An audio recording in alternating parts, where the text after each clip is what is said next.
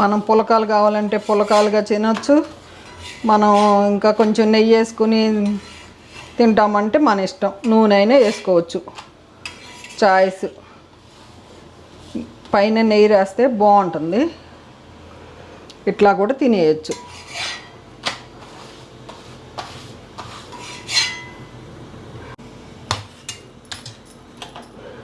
ఇదిగోండి, చపాతీలు అయిపోయేలోపు నా కూర కూడా అయిపోయింది. చూడండి, కూర కూడా చక్కగా ఉడికిపోయింది. స్టవ్ ఆపేస్తున్నా, ఇక్కడే చూపిస్తాం మీకు.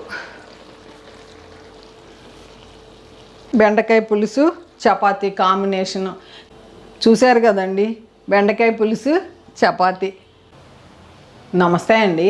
నేను ఈరోజు అన్నంలోకి చపాతీలోకి బెండకాయ పులుసు వేస్తున్నాను.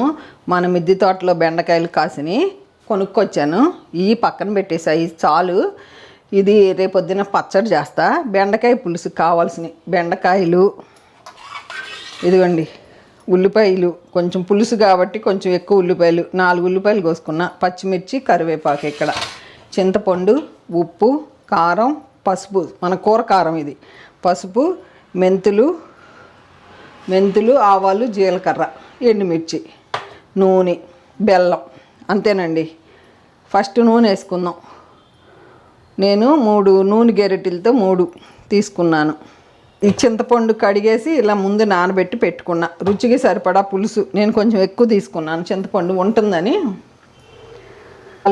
మెంతులు, జీలకర్ర, ఎండుమిర్చి, అంతేనండి. నూనె కాగినాక వేసుకుంటే చిట్టపట్ట అనాలి. మెంతులు, ఆవాలు చిట్టపట్ట అన్నాయండి. ఈ టైంలో ఇదిగోండి ఉల్లిపాయ వేసేసుకుందాం. ఉల్లిపాయ, పచ్చిమిర్చి. ఇక బెండకాయ పులుసు ఇలా చేస్తే మీ కుటుంబ సభ్యులు మీ వంటలకి ఫిదా అవ్వాల్సిందే. అంత బాగుంటుంది బెండకాయ పులుసు. మిద్దె తోటలో కరివేపాకు మంచిగా వేసుకోండి, సువాసన సూపర్గా ఉంటుంది.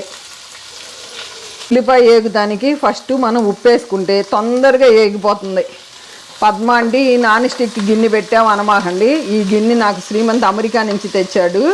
ఇది నాకు ఎక్కడ గీత పడలా. ఇది నాన్ స్టిక్ కాదు, ఆ కలర్ అట్లా ఉంది. పద్మ అంటే నువ్వు అన్నీ బాగా చేస్తున్నావు, ఈ గిన్నె గురించి రాశారు.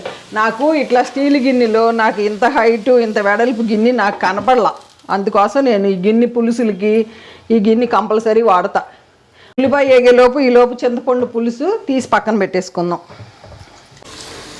ఇదిగోండి ఉల్లిపాయ ఇట్లా ఏగితే చాలండి. నేను హైలోనే పెట్టుకున్నాను. ఇదిగోండి మళ్ళీ ప్లస్ చపాతీలోకి మనకి ఎక్కువ కూర పడుతుంది. ఇదిగోండి బెండకాయలు ఇన్ని వేసేసా. ఇదిగోండి బెండకాయలు ఇన్ని వేసేసా.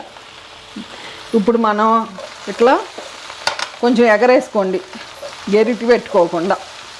మంచిగా మగ్గుతుంది. కొంచెంసేపు మగ్గనిస్తాను.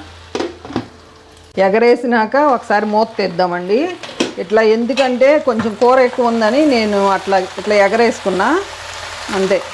ఇంకొంచెం సేపు వేయించుదాం. ఇంకొంచెం సేపు వేయించితే బాగుంటుంది. ఇదిగోండి ఉల్లిపాయ అంతా ఇట్లా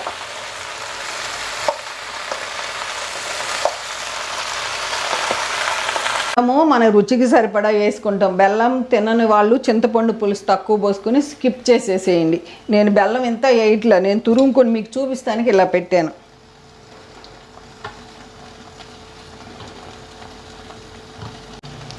ఇదిగోండి ఇంత బెల్లం సరిపోతుంది. ఇది తీసేస్తున్నా.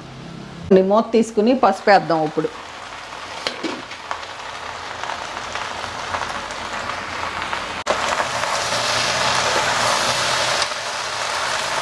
నేను హైలోనే పెట్టి వేయించుతున్నాను. ఇప్పుడు చూసుకోండి వేగిపోయింది ఇట్లా ముక్క మంచిగా. ఈ టైంలో మనం రుచికి సరిపడా ఉప్పు వేసేసుకోండి. ఉప్పు, కారం, సాంబార్ కారం అంటే కూర కారం మన ఛానల్లో ఉంది. కూర కారం వీడియో చూడండి. రుచికి ఇది పడుతుంది కారం. మీ రుచికి సరిపడా వేసుకోండి ఉప్పు కారాలు వేసుకుని కొంచెం సేపు ఊరికి అంతా కలిసే వరకు కారం పచ్చికారం వాసన పోయే వరకు వేయించుకోండి. ఉప్పు కారం వేగింది కదండి. ఇప్పుడు చింతపండు పులుసు పిండుకొని పెట్టుకున్నాను. చాలు. అవి మునిగే వరకు కొంచెం నీళ్లు పోసేసుకోండి.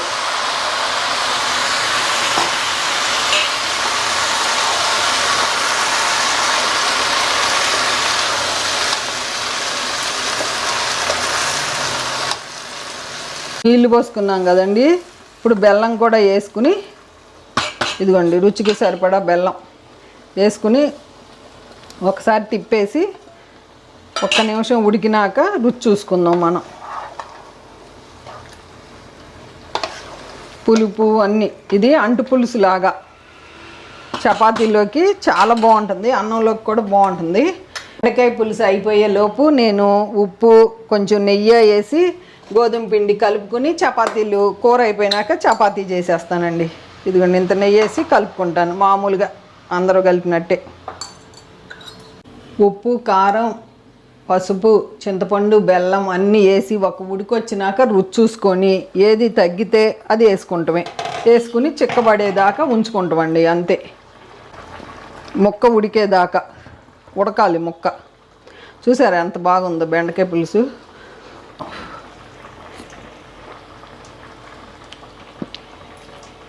చాలండి, సూపర్గా ఉంది.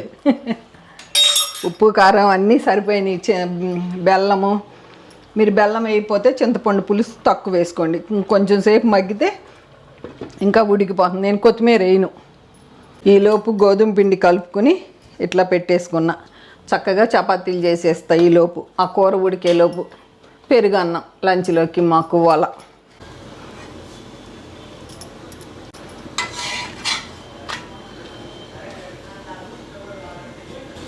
ఇది 4 మడతల చపాతీ, ఫోల్డింగ్. చక్కగా పొంగుతుంది ఇట్లా. ఎంత బాగా పొంగుతుందో చూడండి అసలు.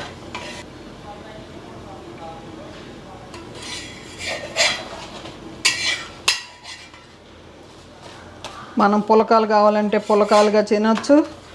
మనం ఇంకా కొంచెం నెయ్యి వేసుకుని తింటామంటే మన ఇష్టం. నూనె అయినా వేసుకోవచ్చు, చాయిస్. పైన నెయ్యి రాస్తే బాగుంటుంది. ఇట్లా కూడా తినేయచ్చు.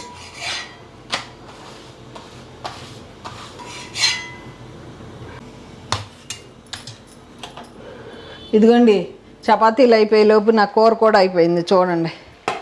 కూర కూడా చక్కగా ఉడికిపోయింది. స్టవ్ ఆపేస్తున్నా, ఇక్కడే చూపిస్తా మీకు.